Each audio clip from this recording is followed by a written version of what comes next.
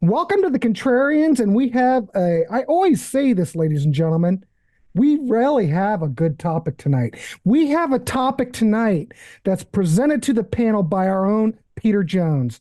And this is going to be fun because we're going to keep it loose. We're just here talking music. We're not talking about a certain band. We're just talking music. And hopefully, with the outcome of this, we will turn you on to something that maybe you want to check out that maybe you haven't heard before. Now, I do want to welcome the panel tonight. We've got Jeff Halverson. He's back. He's a man. He took it from last time. He had a good time. He's back again tonight. Jeff, nice to see you. And we've got Keith here with us. This is Keith's first show. It is. Welcome aboard. Welcome. Nice Hello, to see everyone. you. We love Thank having new blood on the show because, well, actually, other than Peter Jones and I, this is still a fairly new panel. So this is great. It's always good to have different, people on the chat and different ideas and different perceptions of things. So this is perfect. And then we also have the Elder of Rock. So welcome aboard. He's worthy, but we're glad to have him. Anyway, I'm going to throw it over to Peter Jones to talk about this a bit. And then we're just going to go out and we're just going to start talking about it. And the order we're going to go, ladies and gentlemen, is Keith, the Elder, Peter Jones, and then Jeff, and we'll wrap it around to me. And we're just going to keep it loose and see where it goes. So, Peter Jones, welcome. Nice to see you. Nice to see you. Let's hear an intro about this topic for tonight. Well, our topic du jour is overplayed, burnt out, repetitive stress syndrome. How do we keep music that we love, but we've heard a million times, fresh? And it's a challenge. It is something that we're all dealing with. The older of us have been doing it even longer, but it is something in this day, the way media is presented, the way things are broadcast, radio, even if it's Sirius or XM, that kind of thing, there's still formulations and you still tend to hear a lot of the same stuff over and over and over again. So the question is how do we just not have to write this stuff off and just tell ourselves, I'm just too burnt out and I just can't listen to it again, which is sometimes the case, but we want to be able to enjoy the music that we enjoy. But how do we do that? So that's our struggle for today. And there's maybe a whole lot of different ways. Maybe there's special ways each of our panelists do that. I have my thoughts when we get to me, but I think at this point, Grant, we'll fire it off and let people make their comments. Sounds great. Awesome. And Keith, since you're new and this is part of your hazing, we're going to start out with you. And I see you do have a victim behind you. And I don't know if you're going to talk about Boston, but I could see where that would be one of those records you could easily bring up. I always like to, the visual, throw some visuals up there. So that, you can't really talk about this without mentioning that. As much as it's a groundbreaking, unbelievable record, we all have heard a long time for a very, very long time and don't need to hear it again. And for me, most of us have been around long enough that we've gone through so many changes. We were there when we had to, convert from records to CDs, and or unless your last name is Derling, you might had to switch from 8-tracks to cassettes. Right. And then we changed. And then we're ripping our CDs so we could put them on a little device and keep in our pocket. We've gone through all these changes. And so when you hear someone say, I really don't ever need to hear that song again, that's just part of reprogramming. We just need to turn off the radio, basically, is what you need to do. That's what I did probably 5 or 7 years ago. I had enough. I'm a former radio guy, so I had enough many years ago with the machine. But you growing up, radio was like a best friend. You leaned on it for the music you liked. You leaned on it to keep you informed of new music. You know, you always knew when your favorite bands were coming to town. And that's all so different now. And we get all of our information differently that I found that if you stay away from it long enough, um, there's a healing there. I mean, I can now listen to things that I didn't listen to for many, many years. And um, I know Peter's not a hit song kind of guy because I've heard him mention that before. There's a big difference between listening to Walk This Way from Aerosmith and listening to the entire album. You know, when you listen to things in their entirety, it comes together, it meshes a whole lot better than just putting on that. All radio is really about the hits anymore. The old term AOR, album oriented rock, hasn't existed in years.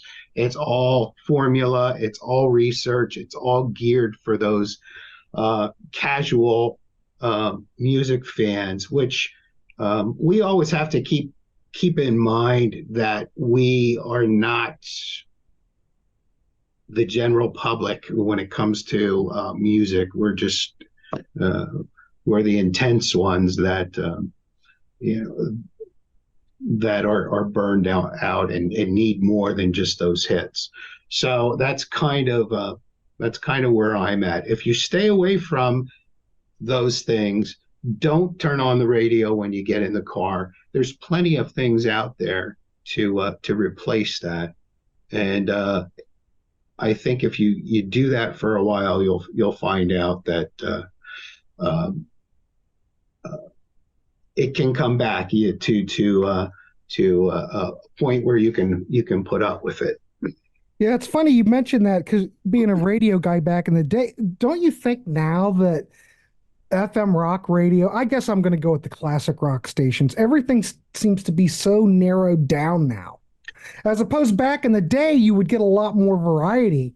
Absolutely. Now it seems like there's like 20 songs that they probably play over and over again. That might not be, I mean, there's more than that, I'm sure, but it feels the like the average library is 200 cuts. Okay.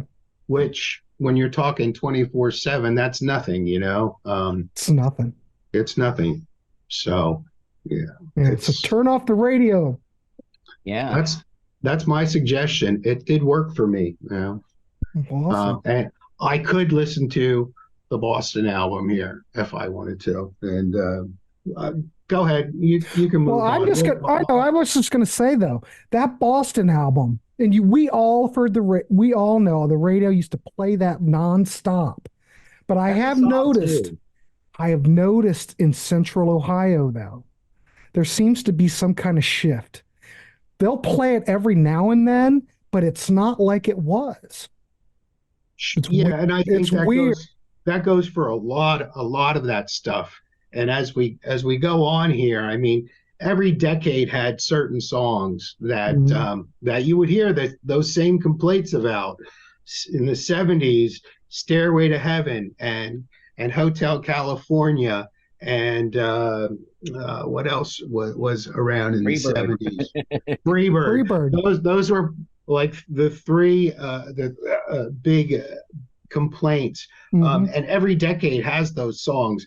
And a lot of them have kind of now kind of faded, but there are a few that seem to have never died. Back in Black, Cold as Ice, you know, from Jamie's Crying. From the 80s, like Rebel Yell, they totally killed that Billy Idol song. You know, they're still out there. And now the 90s is doing it as well. Like a lot of Stone Temple Pilots, Alice in Chains, also on classic rock now. They play a lot of. I like Stone Temple Pilots. Oh yeah, I mean, but I've noticed that they seem. But I have noticed, Elder, that they seem to play them a lot more now. A lot of Pearl Jam too, but it's only from that first album. Yeah. Hmm. Well, sometimes you'll hear daughter or better Yeah, I me take that back. Yeah, or you hear something. that, but not very much. But yeah. Awesome. Awesome, Keith. That is so cool. All right, let's throw it over to the Elder of Rock. Well, And yeah, I'll disagree thoughts with on this? I'll disagree with Keith on that. As like, I quit listening to the radio. Fortunately, I was able to because before I worked at a job where we had the radio on and you had to kind of agree on a station, and we all agreed, okay, the classic rock station, and of course, but then yeah, you'd hear the same thing every once in a while. We switch over, and it would be like an all '80s station, though, Hmm. and then you'd hear the same thing on that station. But yeah, so I quit listening. So I was able to not get out of that job, and now I don't have to. I drive around a lot for my job right now, and so I can listen to my MP3 player, or I'll listen to talk radio if I need a break from that as a talk radio station I like to listen to around here, and yeah, so yeah, I agree with that. Also, just like getting out like my vinyl Ozzy album. I did this not too long ago, my Ozzy Blizzard of Oz album, putting that on, hearing Crazy Train, as many times as I've heard it, but just putting that album on and hearing it in that aspect, it just kind of takes me back to when I first heard it and how excited I was when I first heard this song from Ozzy, this great lick from Randy Rhoads. It was so it just kind of takes me back, and that kind of refreshes it for me as well. You know, Hmm. Yeah, so if you can tie it to something back in, when you were a kid or something, it always gives you, that sentimental value. and I was gonna say also another way I kind of keep things so fresh is that I'll look for different versions of the song, like Mhm. especially bands that have had a lot of Right. different members. Like you can get a different version of Paranoid sung by Ronnie James Dio. Um, you can get a different version of even Sammy Hagar sang Jump, and those are the way I kind of keep those songs. I look for different versions of songs or different Mhm. artists, different people playing, different members of the band that were in the band playing it. Like Zach Wild playing "Shot in the Dark" is a really good live version of that song. So Yeah, that's a good point. You can listen to, well, if you're burnt out on a certain song, yeah, different yeah. versions of it. Yeah, good Absolutely. point. Absolutely. All right, Elder, you got anything else for us? Um, no, I just kind of agree with that. I was gonna say the Boston album, they used to play. I remember hearing every track off that album when the first couple years that was out. There was no deep cuts on that album. Yeah. Like any song, like let me take you home tonight and Hitch a ride and yeah. hitch a ride. Yeah, all that was played on the radio. So there was like, and you don't like, yeah. So now it just seems whittled down to a select couple. And it wasn't, yeah, and that's what I was kind of saying. It wasn't that long ago. Now, I don't know if that's the way it is across the United States. I'm just, hey, it might be because, everything's all homogenized. There's no sections of the country that play a certain thing. They all play the same thing.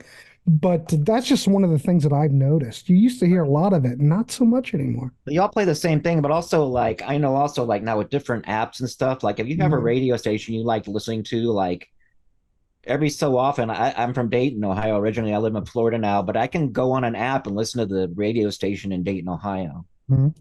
WTUE was what it was. And I can go and listen to that. If you're really loyal to a radio station, you can take it anywhere with you now. You don't have to Right. rely on the local radio station if Right. you don't want to. Even though you Right. might find some interesting things if you do. Yeah. All On right. the, Cool. Awesome. I was going All to say, right. Oh, go ahead, Jeff. just real quick, kind of on the other side of that is Sirius, where it seems like it's just programmed. It's the worst to me, of what you were talking about, where everything is narrowed down and filtered. And here are the 20 tracks for Ozzy's Boneyard, and it's for the whole country. Because, I grew up in Chicago, and I've got this feeling that off Broadway was probably not played as much elsewhere in the country because they were a Chicago power pop band in the Yeah. late '70s, and I really like them. But I would guess that if I hadn't grown up here, I probably wouldn't know who they were, or I might not. So I think it did used to be a lot more regional, and I've read a lot of things about bands that did break into local radio, and so they were popular in one area. I know there was an Ohio example, and I can't remember what it is. Well, most bands start out as regional favorites, so they break in their home market and then hopefully go national. I mean, that happens everywhere. As far as off Broadway goes, they were lucky enough to kind of have one stay in time that was all over the radio. That cracked through. That was even being played on your run-of-the-mill AOR stations because they were trying to juggle squeezing in some of this new wave stuff at the time. So they a lot of those bands kind of came and went. They gave them one shot, but then they kind of drifted away from it. So we had that all over. We had in Philadelphia. We had the Hooters. The Hooters had put their first album out independently. It was huge. They were big stars around here. And then Nervous Night was released, and that it goes for no matter what market you're in. But what you were saying too, where you're from, whether it's East Coast, West Coast, and the size of your area really all plays into it. Because if you're from a mid-sized town or something, you may only have one option out there. Where if you grew up in LA, you had a rock station, an alternative station. You have Grant, where are you from? You're Ohio, but where are you? Cincy? Where are you? I'm in Delaware, so you might as well say Columbus. Columbus. Okay. All right. Yeah. So and there's that whole Midwest thing, most of America, other than Mid-America, doesn't know the Michael Stanley Band, but Mid-America sure knows it. They played a lot of Michael Stanley Band around here. Yeah. They didn't play any. Great. Yeah. They didn't play any off Broadway though. But you see, Michael Stanley had that song, "This Town Is My Town." Yeah. And I think every town they had it in there. Like when I was in Dayton, "This town is my town, Dayton." And then I heard a Cincinnati station once, and they had Cincinnati in there. So yeah, they cut about, I don't know how many ones they cut of that. Yeah. And I always wondered, they used to play the Columbus one here. I know we're on a tangent, but they used to play that Columbus one all the time back in the day. And you would think somewhere, I don't think they ever released any of those like digitally or anything, because it'd be cool to have one that had Columbus or, what happened to all those? They're gone. It's weird. Right. Yeah. Well, you had to tape it off the radio. And that's the only way, maybe. Yeah, but they were big. All right, I'm going to throw over to Peter Jones. Well, lots of Jones. How do you take? Well, there's lots of great comments already, and I'm going to kind of dovetail on a whole bunch of these. My first comment to Keith is I'm not anti-hits. I am anti the premise that it just is because it's a hit, it needs to somehow rank higher or be more of my favorite song, and that's not necessarily the case. So I grew up in the Chicago area as well, and this whole thing is more complicated if you're a musician and a regular player, because you were exposed through the regular media as well, but then you covered these songs for decades and decades, and that just made it even worse. I was lucky enough to play in some pretty good tribute bands, and Cheap Trick and Queen and UFO, and it's really hit or miss. The Cheap Trick band, I wasn't burnt out afterwards. In fact, I had an even larger appreciation for them, and I couldn't even get enough of them when I was already a huge fan. I just enjoyed playing every song every time we played them, and it just made my love for them even more so. Queen was the opposite for quite a while. I had to just purge. I couldn't listen to a single Queen song where it was a sharp object straight into my eyeball. I could not do it. And the UFO was kind of hit or miss. I was a moderate fan before and was a moderate fan after. So it really didn't make that big of a difference.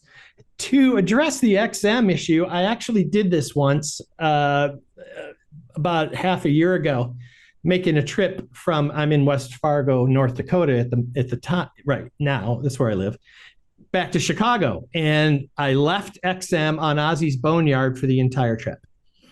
It's about 9.5 hours. I probably heard Welcome to the Jungle 9 times. I could just once an hour almost. Yeah, it was literally, you could just go, well, this is coming next. Okay, this is coming. And I just left it. And I just thought, let's just see how formulated this really, really is. And it was. And of course, on the way home, I listened to the Frank Sinatra channel and was much happier. So it's an interesting thing. So what do I do? How do I deal with this fatigue? As Keith mentioned, you got to put it away for a while. Sometimes you just have to just say no, shut it down, move away from it. And you can do it in a lot of different ways. You can just go cold turkey and just don't listen to it at all. But sometimes I also, as a musician, put it on and I go and use it as an educational and focus on some aspect of the band that's different than I would normally focus on. As a drummer, I would go there first. And of course, melody and vocals is what most of us grab onto. I'll focus on bass lines. I'll focus on something else, and it'll give me a different sense or feel or flair for that song. Plus, I get a deeper appreciation for the compositional aspect of it. And it does change a mindset. And then when I go back and listen to it as a totality, now all of the little elements that I've kind of researched kind of give me a different perspective. And it does help. One of the things I also do is, maybe it's an artist, try and pick albums that aren't nearly as overplayed. Dig into their catalog a bit, move into those types of things, stay away from the more formulated or popular stuff. The other thing I do, is something on there. Sorry, is I change genres completely. One of the things I love is kind of my wide breadth of stuff that I'll just go into acoustic jazz. And I'll just do that for however long I want to do that, and not just purge maybe the albums or the bands or the songs that I'm kind of sick of. It's just the whole genre. I just put it all aside and come at it whenever I'm ready to come back to it with a completely fresh set of ears, a need for a new feeling, a sensation that I get from that type of music, or I'll go classical and go even further remote from the scale of where I was. And that also helps.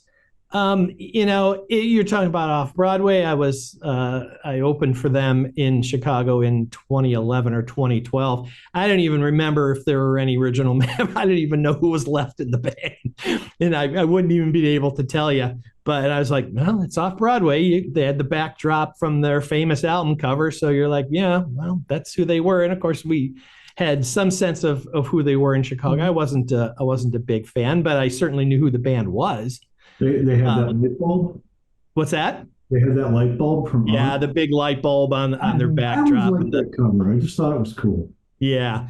Another thing that sometimes works for me is, or as a suggestion to others, is that if you're basically somebody who either streams YouTube either through a headphone or just something off of a computer or something like that, try and upgrade and listen to it on a better sounding system.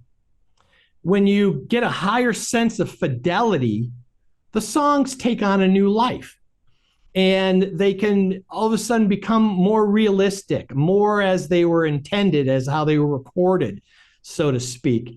I especially love that, and Grant knows how much I love 60s material, and there's so much of it. It's it's so wonderful to pull it up. And in my case, I do everything on high res. I don't use physical media anymore. And I do them all in high res to go back and listen to something that I probably haven't heard in decades and listen to it just explode sonically, and already knew, of course, the melody and the song I was familiar with, but now all these other details that you'd lost the last time you may have heard it was on an AM radio in your family car. Listen to it on a high quality system and re-energize yourself, and you're catching details and compositions and backing tracks and orchestrations and things that you had no idea that they were even there. And I love that. And that makes songs that I've heard, more than a few times come to life. But we have to also be honest that sometimes they just can't be saved. And I've kind of got a list of songs like that. And, sorry, just as an example, I can't hear Don't Stop Believin'. I can't. I just want to die.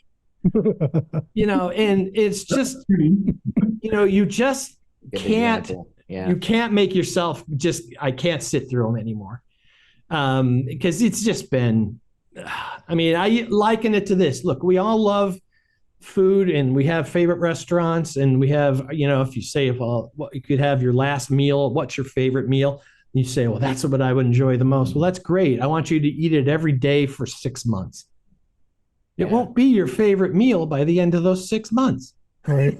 You won't want to ever order it again, and we don't want it to get to that point. But sometimes we have to control our environment more. Don't let outside influences become the source of when and how and what we listen to.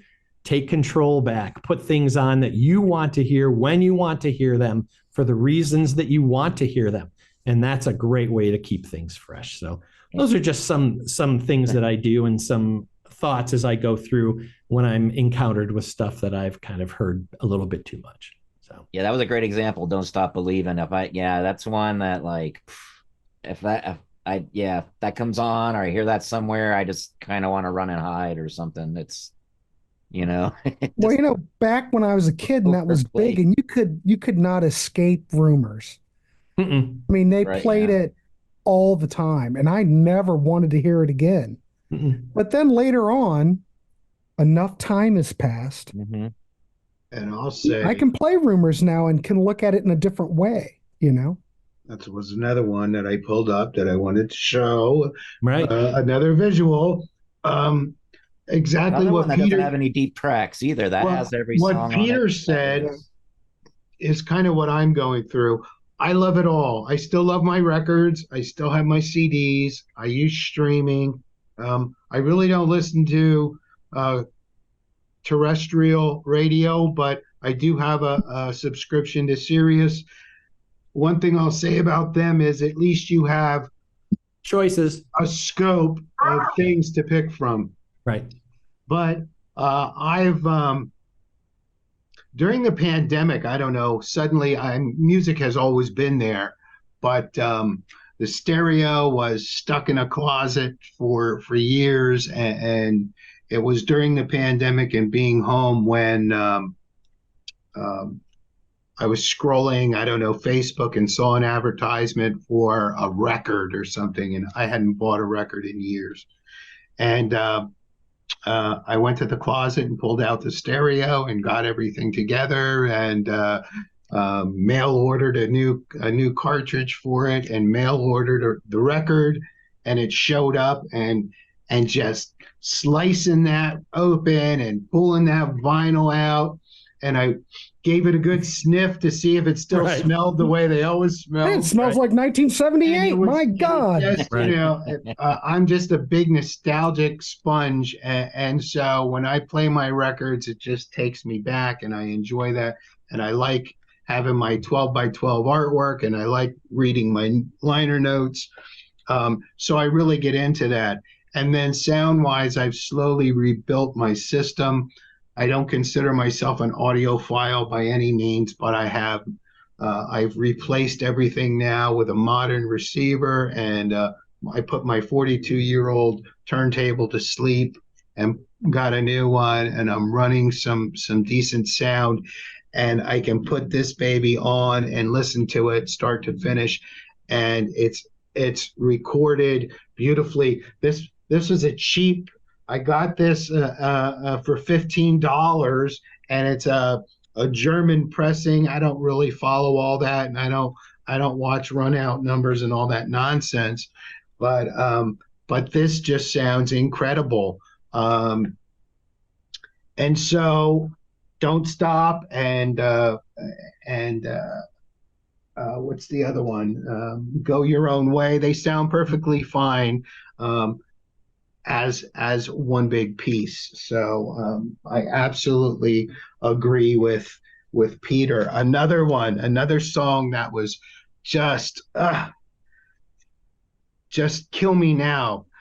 But the album is just incredible. Carry On, Wayward Son. Oh my goodness. Peter, did you ever play that one in your bands? Yep. Yeah, we used to play that in Portrait.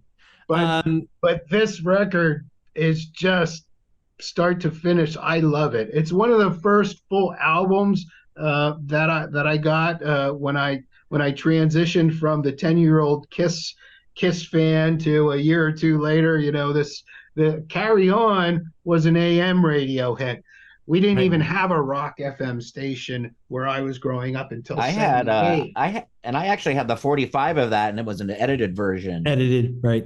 And, it was really edited. It was like a lot of stuff taken out of it. That's the one that I got used to, because back in the day, that's all they would play. Now they play the album version.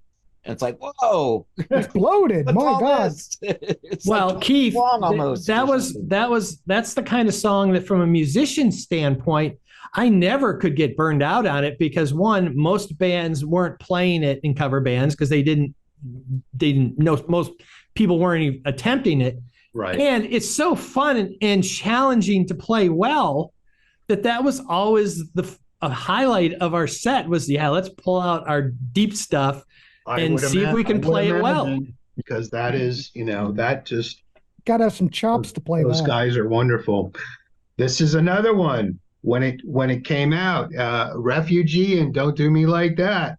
Oh. I mean, but this start to finish is just, it's my favorite Petty album. I'm a big Petty fan, but this one was the first one. I do that a lot. If it was the first thing that I came in contact with, oftentimes it remains my favorite. But there's been so many. I mentioned Aerosmith. Yeah. This is another one. They were my band, and they weren't all that popular. And then all of a sudden, this album came out, and all the kids, all the jocks, they came to town, and suddenly everyone was showing up in the high school hallway with the shirts. And when I heard this song initially, I didn't really care for it. And then when it became popular, I was just so irritated that my band was now being absorbed by the jocks. And so forever I stayed away from it. But I was not a big fan of Tom Sawyer. I was into Guitar Rush, and so the keyboards were sloppy, and Tom Sawyer still, that's just, if I put it on, I'm fine with it. Well, that was one of those bands, like if you tried to play that for, even though I know the material's a bit different, but even if you tried to play some of their stuff before, but for somebody, the same people, they were like, what is this? What's this guy? And then a couple of years later, they're liking him. Suddenly they were all and they just happened to come through town, so everyone in the halls had their Rush shirts on. It's the Lemmings mentality. It's weird because it is kind of something that you hope for. You're like, I want everybody to like Rush. I want, No, see, I was never like that. You do, I always kind of liked having my bands. See, I like, because you got to hear this band. I want you, I want you to play. I want to hear this band. Listen how great they are, and then kind of everybody starts liking them, and it's like, oh, but you're not understanding them. Maybe, I guess, I'm glad you're liking them, but maybe I don't know. Maybe it's narcissistic to think I have a bigger understanding than somebody else. But, you know, Maybe. but, All right. as long as they like them, I guess. As long as the people are buying the records and the guys are getting successful. But Yeah. All right. Let's keep weird this way. dog moving. This is a great conversation. I'm going to throw it over to Jeff. And Jeff, how do you keep things fresh? It's kind of funny watching, all the points I had written down. It's like, oh, no, no, Keith got that one, and that one, and that Well, we one. talked about that. Yeah. Elder got those, and then Peter got those, and I got a couple things left. And actually, I thought my best one, Pete, you just killed it, which is cool. I'll bring them all up because I mean a lot of the things we kind of agree on. One of them was the alternate mixes, the live versions, even just watching a video. I've never been much of a Van Halen guy.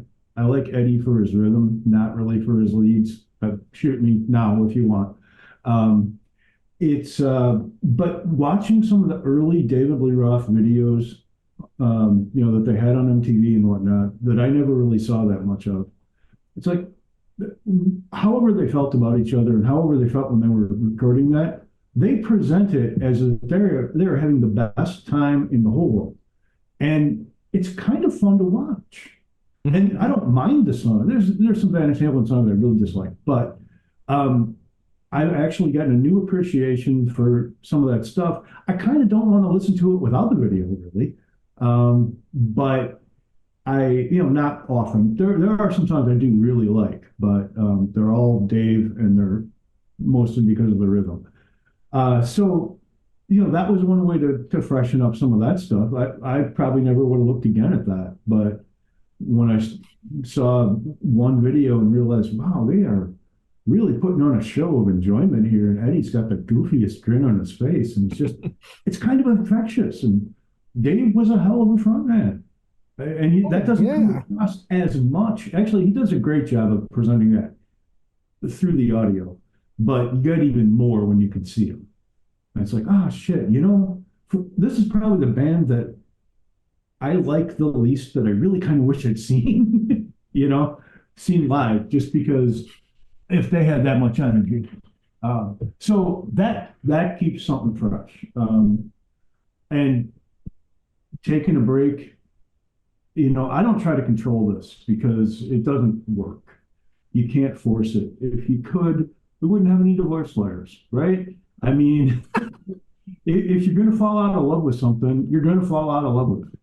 And really all you can do is kind of impede the deceleration, as you get less into it, like, well, then it's time to give it a break.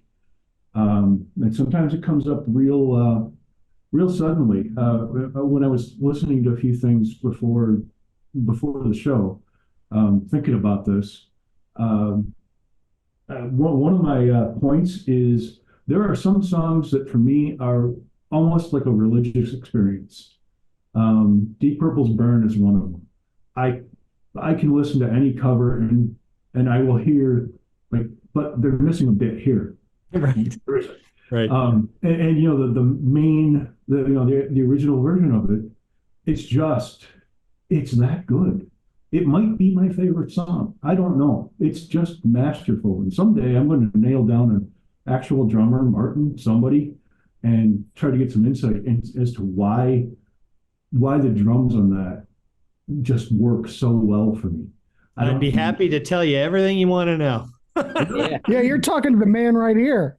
All right. Oh, I do see the set right there. Yeah, I know Pace is a good drummer, but even just the monster when they're coming back into it, and it's just bass snare. There's something about the timing or something, and every time I listen to it, it's the best thing I've ever heard. I don't think I'll ever get sick of Burn. I mean, probably not. But I don't listen to it every day either because I don't ever want to get sick of it. Yeah, but if something's really, really, really good, you can listen to it over and over and never get tired of it, which is a topic. That's a whole topic that we could do on another show. Songs that you never get tired of. But you know, burn maybe for you. I mean, you might be worried about getting burned out on it. But maybe not, because there are a lot of stuff that I could listen to over and over and never get tired of it. Yeah, it depends on how it hits you. Mhm. I find myself not listening to stuff because I'd be like, I don't want to get tired of it. It's in a weird way. It's like the new Judas Priest album. I was like, I kept listening to it, and I've been listening to it, and I was like, I don't want to get tired of this, so I better listen to something else. Well, look, that's a perfect example, Elder, because I think Grant will probably agree with me. Right now, this album is just being jammed down everybody's throats. A million reviews, everybody's rankings, Yeah. every song, every this. Is it this? Is it best this? Is it best that? I just put it aside. I'm just waiting for the dust to settle. I'll just wait for everybody to forget about it. I'll go back with a fresh set of ears, and then I'll decide how it hits me and what it feels like. Because right now, that is in and of itself a victim of overexposure. Yeah. Yeah, hype scares me away. I think I bought it, and I don't think I've listened to it yet. In fact, I listened to half of the first track. I basically I let Rob get started on the first track on YouTube. And I was like, oh yeah, okay, no, this is great. This is probably as good as they say it is. Definitely buying it, then I'll get to it. I got the rest of my life to listen to this, and it's going to get tired at some point. So I don't have to, kill myself on it now. Right. Let it mellow a little bit. And yeah, hype always kind of does that for me. But so I was going somewhere with that. Another song that was nearly a religious experience was Michael Schenker Group On and On. Yeah. Great And song. I listened to that. As guitar goes, Schenker is kind of right up my alley. He's probably my favorite-ish of the I'm not a shred guy. I'm more into the melodic. I like him. I like Buck Dharma. Oh yeah. I got a thing. I got a thing. I got a type. But I listened to it and it's like it didn't really affect me. Like wait, what happened? This is on the playlist of songs that would be rated more than 10 if there were more options, up to 10. I've got one of those where it breaks the rating scale. Forget it. It's rated infinity. Who cares? And I'm listening to it and I'm not feeling anything. I don't know. I'm going to leave it alone. In fact, what I did was I followed something else that one of you guys said, or a couple. I listened to But I Want More and some other stuff that was around that isn't, massive favorite, but is pretty good. It was like, I enjoyed the hell out of those. So I'm going to let On and On rest for a while. Right. I've gotten plenty of good use out of it. I'll listen to it again later. And it'll be fresh again. Okay, so another the better sound thing you were talking about, Pete, that not only better, but also louder and with more bass. I've still got a PA system around from when I was in a band, and I've got a subwoofer with it. It's just right there, and it's a big double 12-inch deal, QSC kind of thing. It puts out some really low bass. It's not like a hip hop subwoofer where it only hits the 60 hertz. You can listen to Sun, you can listen to, that kind of stuff. Whatever stoner, it will render it all. And listening to something a little too loud to talk over, it doesn't have to be blaring, but just having it so you can hear all the power. And then you listen to something like Space Truck and it's like, if you're just going through headphones and they're not that great, or it's over there in another room and you can hear it drifting in, that is not the same as if you just fire it up on a really powerful, good stereo. Right. And you could feel it. I mean, I'm a big bass fan, so I often listen to just the bass in a song, or that's where my focus is. In fact, let me know, Grant, when I have been around long enough to suggest topics, because I'm going to hate what's done. And bass is going to be one of them. So another thing is to keep things fresh is some of them just don't go away because they're so relatable. You can identify so strongly with them that like Megalomania off of Sabotage. Mm. I'll never get sick of that, but that's a very personal song to me. I've made some associations with it. Silent Scream from the Halford. Halford. Yeah. I absolutely love that song. And, when he goes through, it's, yeah, hate. It's like, yeah, that is, it's almost in the religious moment category. It's just. Whole album's that way for me. Yeah, the album is fantastic. That was, I really love it. Let me see. I think I got pretty much. The only other two things are if it's more complicated and interesting, that helps. I spent about a year trying to figure out the English beat because the first album from them, there's like 6 guys in the band. The rhythms are real complicated. I remember when I first discovered ska that Bob Marley had done early on in his career when he started, and I just did not understand the rhythm. I couldn't parse it. I understood 4 on the floor. That's what I knew. And when I start listening to this offbeat shit, I'm like, what's going on? An English beat layered a bunch more on there. It's 12 string and it sounds really cool, but like I don't know what's coming next, even though I've heard this a bunch of times because the rhythm was confusing. Eventually, I figured it out, but it stayed fresh through all that, and it's actually, to me, rhythmically complicated enough that it still sounds fresh. And actually, I got a nod to your point, Pete, about other genres. I go to soul jazz, I go to reggae, dancehall, dub, rocksteady, ambient. Just discovered a new band that also kind of requires the video called Little Big, which has nothing to do with anything anyone here is talking about. They're kind of a Russian dance thing, but the videos are fucking hilarious. And it's real energetic. And I'm not saying anybody should go out and check it out. They probably might think it's real stupid. I don't know. But, I listen to that and okay, my brain has been flushed from Schenker and all of that. And now I'm ready to come back to it. And it's more of what it is again. It's a contrast. Whereas if you just like one kind of music and you just listen to that all the time, I don't know how you keep from getting burned out. But at that point, I wonder if you're really even listening, or if it's like fulfilling some other that you have, which is fine. I mean, get what you want out of your music. I don't care. But so prog, I'm a newbie for prog, kind of. I've known about it forever, but I'm not that deep into it. But I can sit and listen to Yes till through drama, basically, just chronologically put it on. I can get through up to drama, and then 90125 starts, and like, yeah, that's another one of those. I could play all that stuff and not get tired of it. Yeah, I don't even know what's on which album. I never say anything about Yes because, like, if it's not the actual song going for the one where they say that right in the part, I don't know what album I'm on. I'm not looking. It's all. I use everything iTunes, so I've just got a big ass playlist.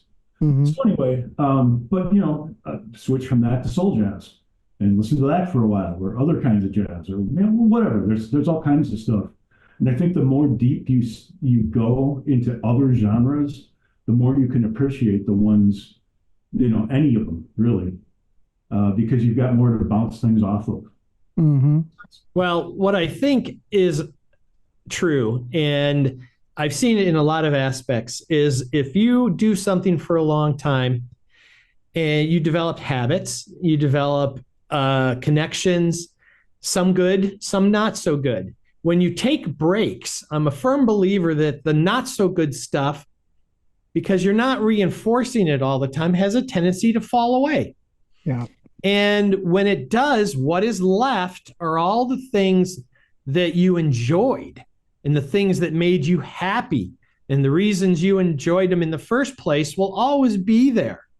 You can't disassociate an emotional connection with a song when you hear it for the first time, or listen to it the first time with a friend, somebody that you were close to, or you listened, my next door neighbor was that guy. We shared everything when we were listening to music. So a lot of those experiences with these early bands are listening with him.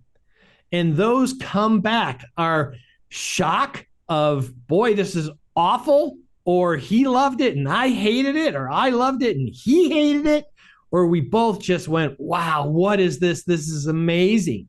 And all those permutations, those come back because music, of all the auditory senses, triggers the most memories. And that's proven. It's the part of the brain that does that. So those things are there. And when we can reassociate them back with things that we enjoy, it can take on a new life and regenerate or rejuvenate itself and just reaffirm back to us why we enjoyed them in the first place. There you go. I think what a way to end this show, ladies and gentlemen. Well put, Peter Jones. The other thing is I just want to add, when I got to tell you guys right now, my wife came in. Are you on a show? I said, yeah, I'm on a show. There was like a thump in the air conditioner, in the filter of the furnace. It was, the blower comes on. Speaking of air, we were talking before we started recording. I was telling everybody how hot it was up in this room. Well, she went down and opened up the filter, and guess what we found? A squirrel, a dead squirrel. Now, how would a squirrel how would it get into the filter area of a furnace? You have a hole somewhere, Grant. Well, they could, I don't know where they'd get in. It's not that old. I live in the woods, right smack in the woods. My house is in the woods. When I'm up on the second floor and I'm out on the balcony, it's like living in a treehouse. And for whatever reason, this winter, the squirrels decided there wasn't enough area for them to live. They needed to circumvent. I have 2 vehicles and a 1-car garage. So they took over the outside vehicle this year. They stuffed my engine compartment with acorns. Nice. And, I've had nothing but issues. So it's amazing what those buggers can do. Yeah, she said it didn't smell very good, and it'd been in there for a while. I'll bet it didn't. But I didn't smell anything coming through the I'm surprised. air conditioner. I think you would have smelled something. I would have thought, but whatever. So there you go, ladies and gentlemen. Contrarians, where we talk about squirrel remains and squirrels and music. So it's all a little bonus for everyone. But this was a great topic. I do want to thank Peter Jones for recommending it. And it's all about talking music on this channel. That's all we're about. That's all we want to do is talk music. So if you'd like to be on these discussions, you could too, just like Keith and Jeff and the Elder of Rock. I'd say Peter Jones too, but Peter Jones has been around. He's an old timer on this channel. But yes, we'd like to have new blood. If you'd like to join up and be on these panels, you could. We have a Patreon if you'd like to support us that way. And there's a lot of great discussions on there all the time. And we also have a Ko-fi. Buy us a pint, buy us a cup of coffee. We'd love to have that. And we also like donations, for God's sakes. Please just give us money. We do like that. But seriously, we're here just to talk music. What's coming up next on the channel? I'm not quite sure, but we just did a discussion on prog. And probably by the time this is posted, that'll already be up. But anyway, stay tuned. A lot of great content coming up. So, any of you gentlemen have anything to say before we wrap it up? Nice to have a new member, Keith. Welcome aboard, gentlemen. Nice to have you. Jeff, in the swing of things, and Elder's now becoming a regular. So, yeah, he is. I said, I have a YouTube channel, The Elder of Rock. Oh, yeah, you can go ahead. Oh, okay. So, I did not know that. Yes. How long have you had that? It's been a couple months, and I'm just kind of testing the waters, getting my feet wet gradually. I have a friend kind of helping me out, getting things to be a bit better. It's a big Well, world out there. It's a big world. It's a big world, yeah. So, but I yeah, will so there's say, that. having a YouTube channel when you have to prep for all this, because I'm getting ready to rank the catalog of 38 Special after this. Oh wow. Well, hey man, when you have to prep for these shows, you don't get tired of anything. Everything is, oh, what's next? Oh, we're doing Brad. Oh, what's next? Oh, we're doing Badfinger. So it's keeps you busy. So Yeah. that's one way to escape that whole issue with burnout. Right. So Well, Yeah, all right. what you're sick of, now you're going to listen to Brad. Research. Yeah, I jumped from Badfinger to Brad. Wow. It's all good. All right. Yes. We'll see you, gentlemen. All Nice right. having you Yeah, here. thanks. Please Take leave care. a comment. Please leave a comment down below. How do you keep things fresh? All right. We'll see you, everybody. Have a good one.